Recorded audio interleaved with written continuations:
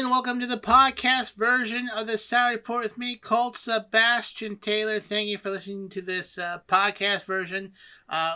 Go below, check out the links I have posted below, especially my friends at socialbee.io. They are a social media management outfit, and they are fantastic. Use them all the time. Check them out 14 days for free, and once you check them, I bet by day 5, you'll want to get them. I know I did. So check out socialbee.io. All right, my friends, let's get started with this week's podcast of the Saturday Report with me, Colt Sebastian Taylor, on AWSM Radio.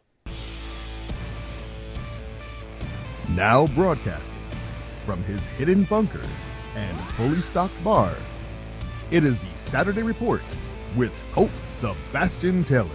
Thank you and welcome once again, my friends, to the Saturday Report with me, Colt Sebastian Taylor, adventurer, entrepreneur, and amateur dentist reviewer. And welcome to AWSM Radio, an independent digital-only radio station that plays today's best music, old school classics, along with a rotating cast of all-star DJs. AWSM Radio focuses on mainstream artists, independent artists, along with a variety of interesting talk and music shows throughout the day. All we do, my friends, is entertain, inspire, and inform. And I want to engage with you. I want you to be part of the conversation. So find me on the Twitter, on the Instagram, on the Facebook, on the Cameo, on the Twitch, on Anchor.fm at Colt S. Taylor, Anchor.fm, which carries the podcast version of this show, which you should subscribe to. And, of course, you can catch up on all of my other adventures at ColtSebastianTaylor.com. All right, my friends, let's get started with this week's Saturday Report. First up, a bit of bookkeeping.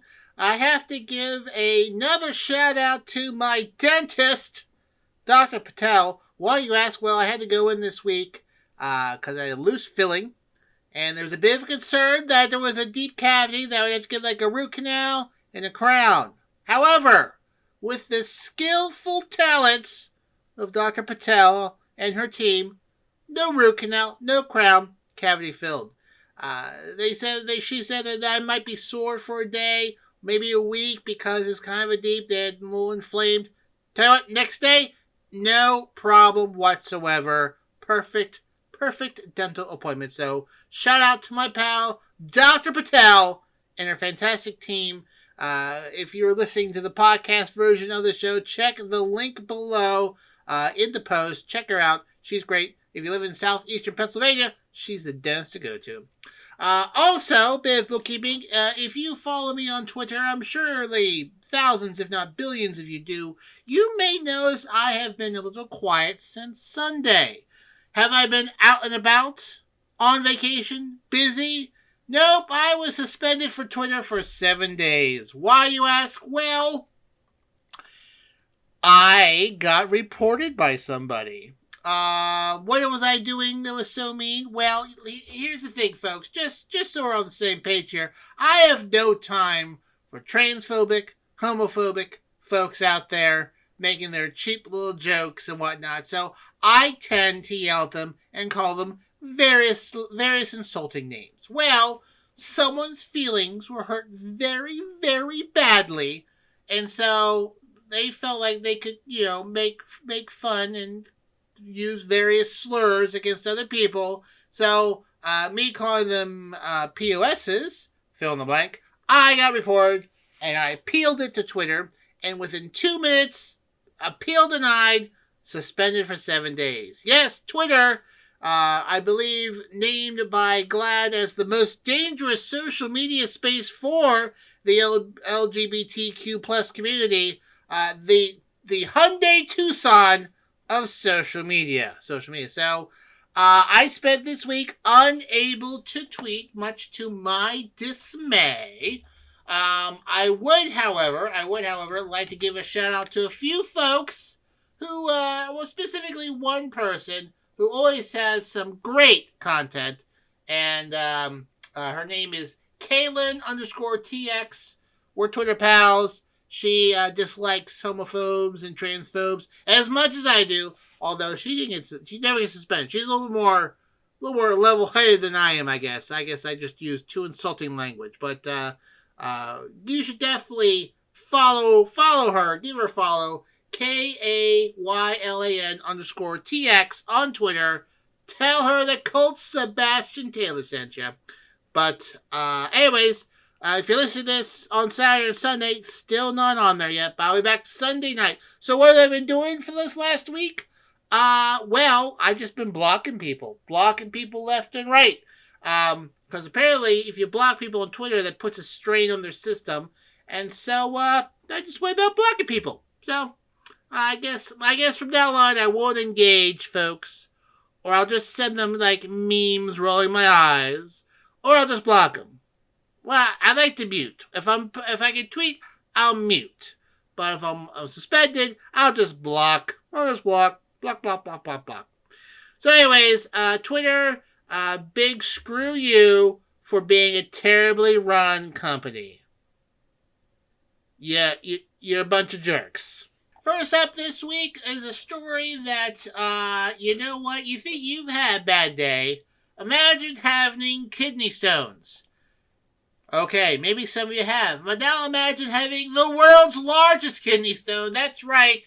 A kidney stone larger than a baseball was removed from a patient earlier this month in Sri Lanka, which, for those who aren't much for geography, is an island nation off the coast of India.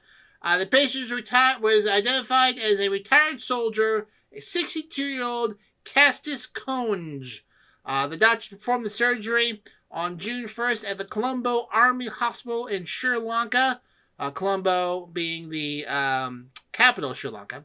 And it was about the size of a grapefruit. And like I'm seeing a picture of the person holding it. He's holding basically a baseball-sized kidney stone. It was then confirmed by the Guinness World Records as both the largest and the heaviest kidney stone ever extracted through surgery. The stone measured 13.372 centimeters long, or more than 5.2 inches, close to a length of an iPhone Pro 14 Pro. So if you're holding your iPhone in your hand right now, it was about that size. It weighed 801 grams, or about 1.76 pounds. Images published by the Sri Lankan Army show it being weighed and measured inside the operating room during the surgery. The Guinness World Book Records confirmed there was the largest kidney stone and the heaviest, breaking previous records. The largest kidney stone in the world was found the largest one in the world was found in India in 2004. It measured 13 centimeters, or about 5.1 inches. And then the heaviest kidney stone was in 2008, when that measured 1.2 pounds.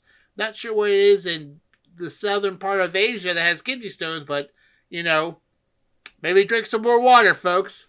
According to the National Institute of Health, quote, a kidney stone is a solid, pebble-like piece of material that can form in one or both of your kidneys when high levels of certain minerals are in your urine. If the stone is small, it can pass through the urinary tract without causing problems. When a stone is larger, symptoms can include pain in the backside, lower abdomen, groin, or blood in the urine. Medical treatments for kidney stones usually involve breaking the stones into pieces, if not complete removal. So, obviously, the size of the baseball, you can't pee that one out, so they had to do surgery. That guy must have been in a tremendous amount of pain, and I can't imagine that kidney functioning anymore. That seems like that would destroy a kidney. So, folks, listen, a little bit of advice. Never had kidney stones. Knew a few folks who did. Boy, howdy, they weren't happy. Drink lots of water. You want to keep hydrated. Keep hydrated. So the minerals won't build up if you're drinking water. Next up, my friends, inflation. It's something that everyone is talking about and very few people even understand. But my friends, the culprit of inflation has been identified. It is Beyonce's fault. Yes, Queen Bey, Beyonce, is the cause of inflation in Sweden, in the hospitality industry. I guess I should have led with that one. But, so this has been identified as a thing But Beyonce is going to kick off her tour in Stockholm, Sweden. And because the Swedish economy is a little bit weak and the currency is a little bit weak, her tickets in that country are way cheaper than tickets to the United States or other places. And so her shows immediately sold out by her fans, collectively known as the Bayhive. Or Beehive? Bayhive? I don't know. But according to various financial folks, including the chief economist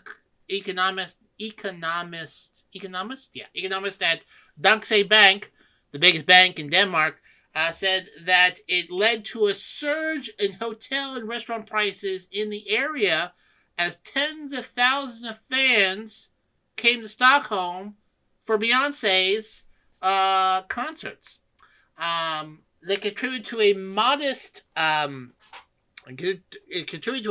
decline in overall inflation that had been expected. Annual consumer price inflation, apparently, in Stockholm, eased to 9.7% from 10.5% the previous month, and they predicted a sharper slowdown. According to this economic person, quote, "That's definitely not normal. Stores come here all the time, but we seldom see effects like this." Garn, this guy from the bank, said that many fans traveled to Sweden for 2 sold-out concerts in the country, as tickets were relatively cheaper than elsewhere, and a very weak, quote-unquote, Swedish currency boosted their spending power. Some Beyonce fans told BuzzFeed in February they had snapped up tickets for the singer's Swedish concerts at a huge discount to her U.S. shows.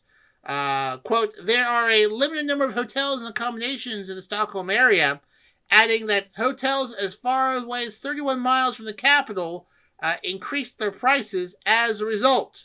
However, after Beyonce leaves, hotel prices are expected to fall in June.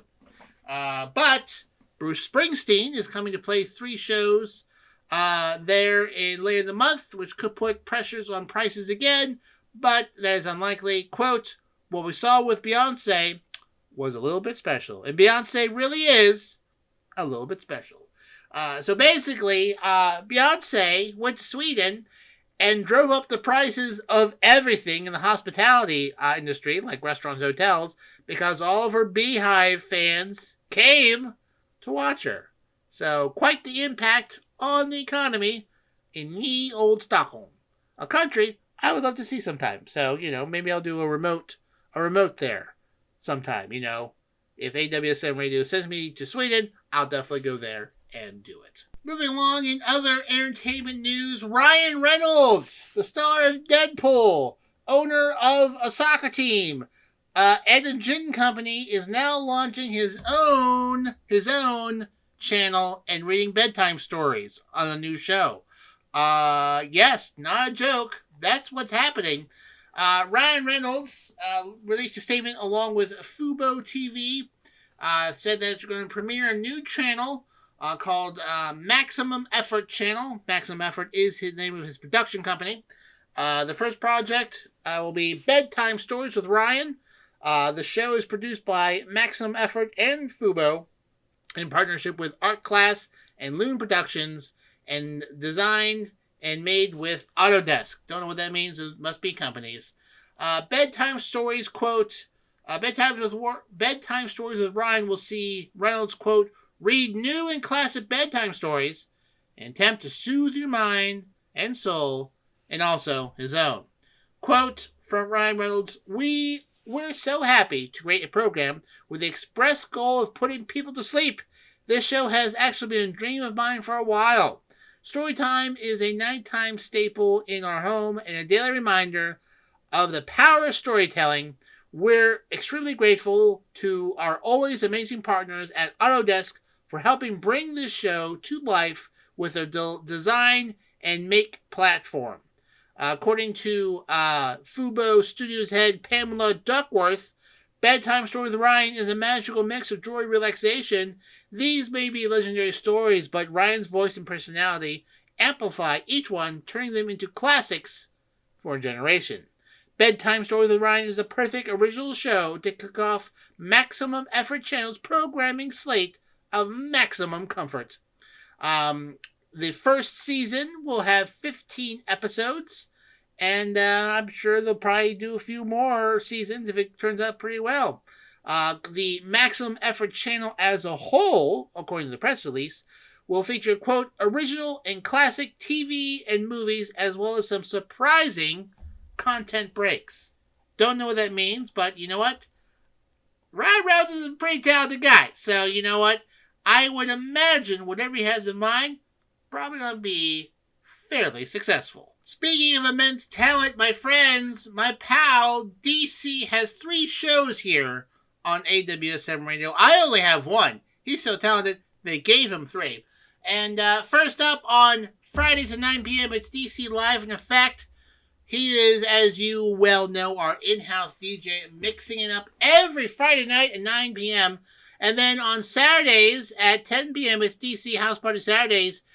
Bring his freestyling DJing to the max. House Party Saturdays gives you all the Miami vibe without actually having to cross Florida state lines. From the top clubs to the bars, DC will bring the party to you. And then on Sundays at 10 p.m., it's DC Live in Effect again.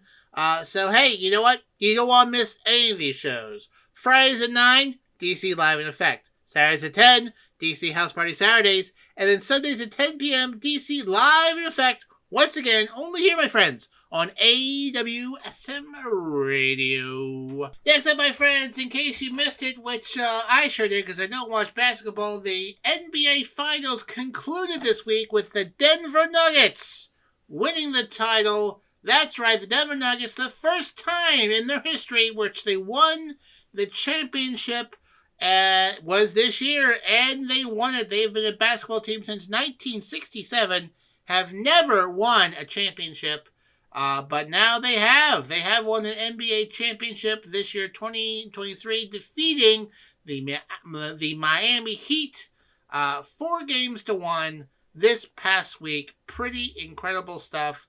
Pretty dominant, actually. Very dominant action there and whatnot. The Miami Heat has won 3 championships in its past, in 2006, 2012, and 2013. 7 conference titles, 16 divisional titles, whereas the Denver Nuggets have only won 1 conference title this year, and 12 division titles, 2 when they were in the ABA, before they merged with the NBA, and then 10 more times with the NBA. But the Denver Nuggets have won this year's NBA championship. Congratulations to the Denver Nuggets. Will I be watching basketball next year? Nope. But for some people out there, this is a big deal. And maybe they won some money. I don't know. But anyways, in the NBA Finals, the Denver Nuggets defeated the Miami Heat 4-1. In other sports news, and a sport that I don't really follow, the NHL had their Stanley Cup Finals, their championship game, and guess what? It was the Florida Panthers versus the Vegas Golden Knights. Don't know who those teams are?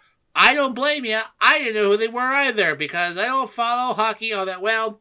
The Florida Panthers are from Miami.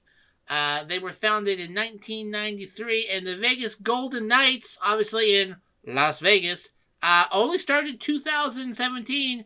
And guess what, folks? Guess what? The Vegas Golden Knights won. They won. They won their first championship, have only been in playing hockey for 6 years, and they already won their game. Pretty amazing thing. Also, fun fact, the Florida Panthers, the second Florida team to lose a major championship in 5 games on consecutive days, as the Miami Heat, as I just mentioned, lost their game to the Denver Nuggets. So this game also went 5 games as well. The Vegas Golden Knights took game 1 and 2. Florida Panthers took game 3. And then the Golden Knights took games 4 and 5. So pretty amazing there. Having been a team for less than 6 years, Las Vegas already has a title. already has a title. The Florida Panthers have no Stanley Cups. The conference, 2 conference championships, a President's Trophy, and then 3 divisional championships. The Vegas Golden Knights obviously have 1 Stanley Cup, 2 conference championships, no President's Trophy, and 3 divisional championships. So congratulations to the Las Vegas Golden Knights. They're the new top team in the NHL. Well, my friends, since I'm talking about sports, I might as well tell you about our 2 sports shows we have here on AWSM Radio. First up is To the Rack with Mac. To the Rack with Mac is your go-to spot for all things basketball, even in the off-season. Join NBA expert Mac Daddy as he brings you a full hour of high-flying hoops expertise. So tune in Wednesday nights at 9 p.m. for that. Wednesdays at 10 p.m. it's What's Going On. What's Going On is our Fox Sports affiliate show, providing listeners with over 150 combined years of sports knowledge. Hosted by Nate Brown and his crew, they are a staple of Western New York sports for the past 2 decades, and now they're national, and we've got them here. That's Wednesdays at 10 p.m. So just to review, Wednesdays at 9 p.m., To the Rack with Mac.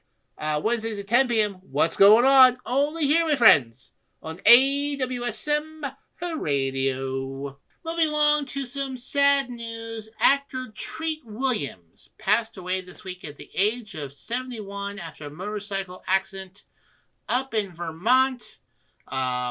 He was struck by a 2008 Honda Element on his way. The car was going to a repair shop, and the repair shop guy also knew Treat Williams. But arrested him. He was conscious and verbal after he got hit by the car, was thrown about 15 feet. Ambulance got there. They called 911. They were able to get him to the hospital, airlifted him. However, his injuries were too critical, and he did pass away, unfortunately, this week at the age of 71. Did the best that they could. But unfortunately, 71, getting hit by a car, it's very hard to deal with that. According to Barry McPherson, Williams' agent, 50 years, he confirmed the death to People magazine, saying he was killed this afternoon. I'm just devastated. He was the nicest guy. He was so talented. So, Treat Williams, he's been was in a ton of movies. A ton of movies. From 1975. He has one movie to be released here sometime soon. Just some highlights of his movies he's been in. He was in The Eagle Has Landed, Hair, 1941, The Pursuit of D.B. Cooper, Once Upon a Time in America, Flashpoint. Let me just say on the movies. Things to Do in Denver When You're Dead. It's a classic movie. He was in 2 substitute movies, The Substitute 2 and The Substitute 3. He was in Miss Congeniality, Armed and Fabulous, as well as 127 Hours, Deadfall, The Congressman, Run, Hide, and Fight, Dolly Parton's Christmas on the Square in 2020. He was also in a bunch of television series. Somewhere he was in the main cast was Good Advice. Everwood, he was in the main cast for 4 seasons, nominated for some awards in that one as well. Heartland, Against the Wall, White Collar, Chicago Fire, Chesapeake Shores, Blue Bloods. He was in that one as well. And he did a lot of theater too. He was a very, very talented person in a ton of movies. I guarantee you that he would you probably saw him in this in a movie and whatnot in a movie. So unfortunately, Treat Williams, acclaimed actor, talented actor, Hollywood nice guy. Passed away this week at the age of 71. Had 2 children. Was married to Pam Van Sant since 1988. but passed away in the hospital in Albany, New York this week after being airlifted there after a motorcycle accident in Vermont. I would have to say, folks, if you're going to rent a classic Treat Williams movie, I would highly suggest Once Upon a Time in America, Flashpoint, 1941, Hair. Yeah. Also, fun fact, he also has an uncredited cameo in The Empire Strikes Back. Yes, that's right, Star Wars, The Empire Strikes Back. When they were filming the movie, he was in the area. He knew some of the actors and Steven Spielberg, and decided just to swing by and say, "Hey, can I just dress up in a uniform, be in the background in the movie?" And they put him in there. And Carrie Fisher had several photos with him hanging out on Echo Base and whatnot. I guess they were good friends or whatnot. But I don't remember him in the movie at all. But anyways, just a fun little bit of trivia about the late great Treat Williams. Next up, my friends, work. We all work, except if you're insanely rich, like me. Not really. Still working on that. But everyone works, and lots of people have to commute to work. I mean, a lot of people didn't during COVID-19, but a lot of people now have to commute to work. Working from home, isn't as not as big of a thing as it used to be. Well, one intern has a commute that I'm willing to bet that you probably don't do or wouldn't want to do. She flies from South Carolina to Newark as part of her commute. That's right. She gets up at 3 a.m. to catch a flight from Charleston, South Kakalaki, to Newark every Wednesday. Now, allow me to say that she only needs to go to the office 1 day a week. She works from home 4 days a week. She has to be in the office 1 day a week. It's part of a 10-week internship. And so she flies in Wednesday to be there in the office on Wednesday. You probably yourself, well, that seems really, really expensive.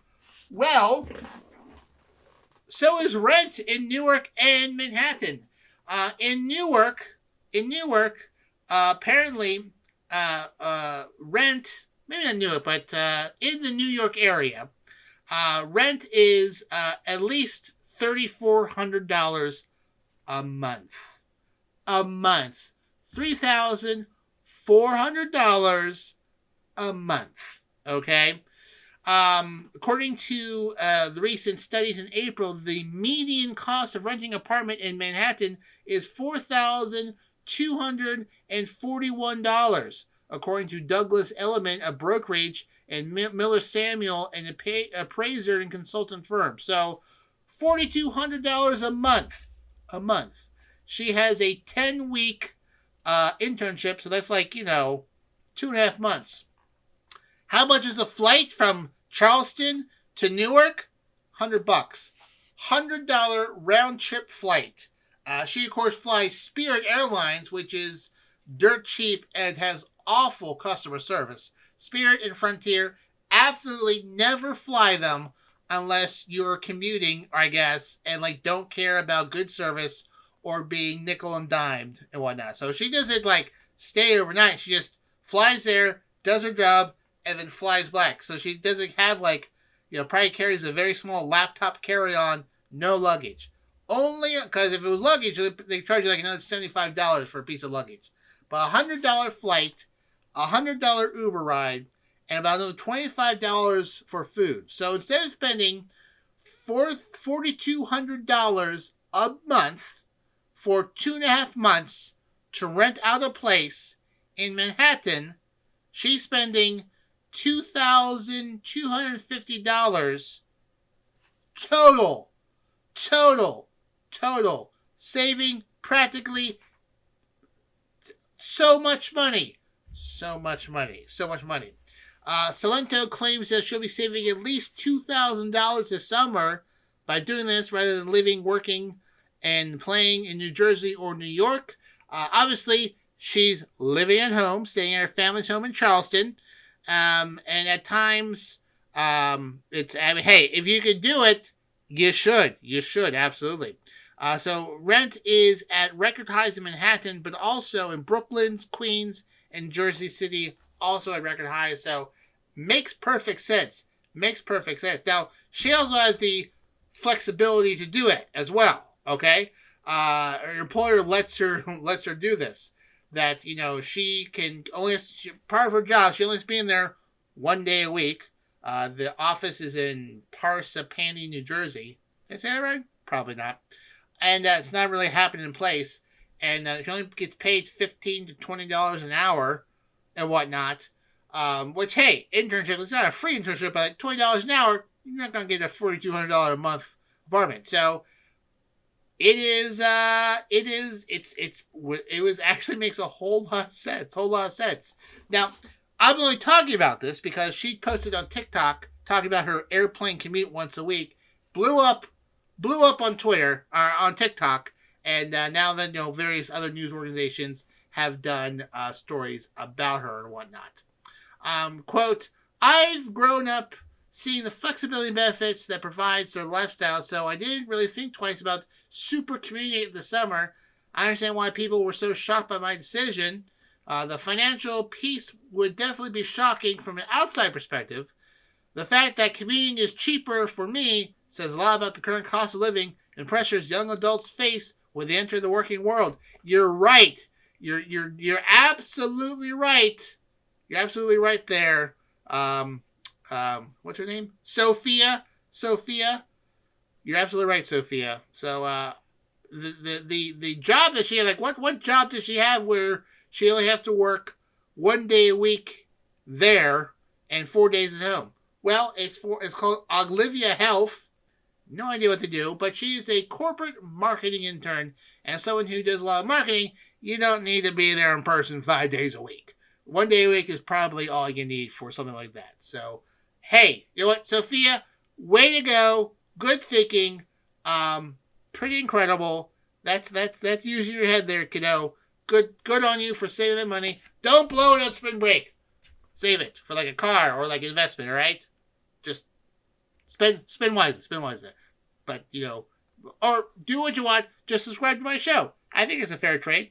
I think so. My friends, although Sophia only commutes 1 day a week to New Jersey, I bet that during that commute time, she is always listening to the rock sessions. I don't actually know this, but I'm just assuming. She seems like a hip person, and if she's a hip person like you, then you definitely have to listen to the rock sessions.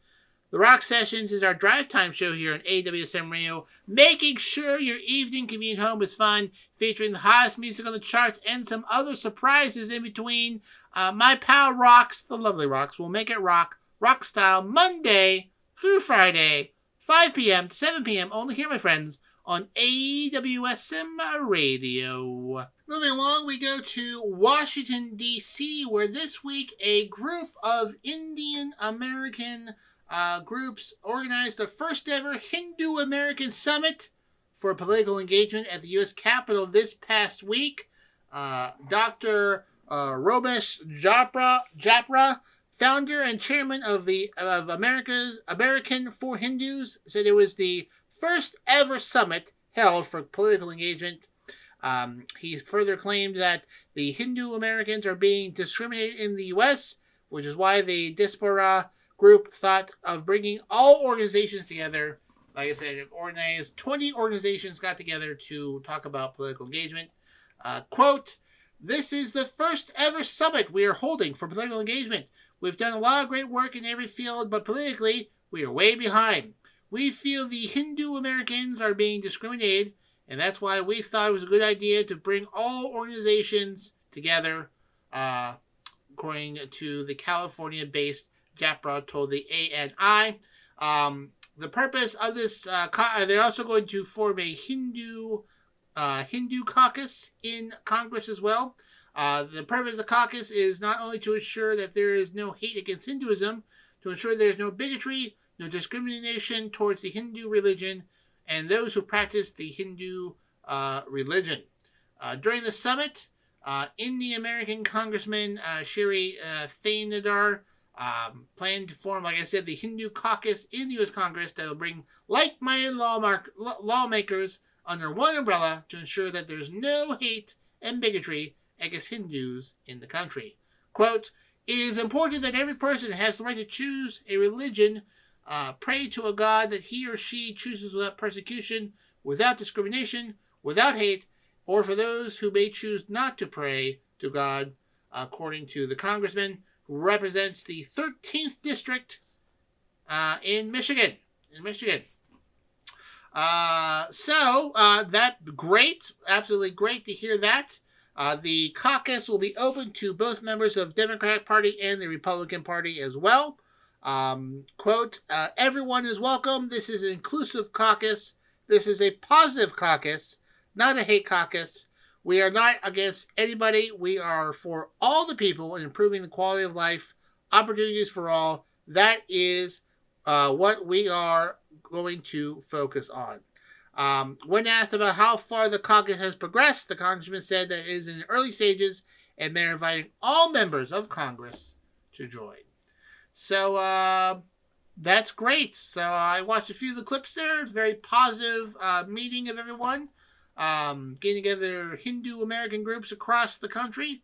There's a large Hindu and Indian population in the United States, which is what this station is geared towards and whatnot.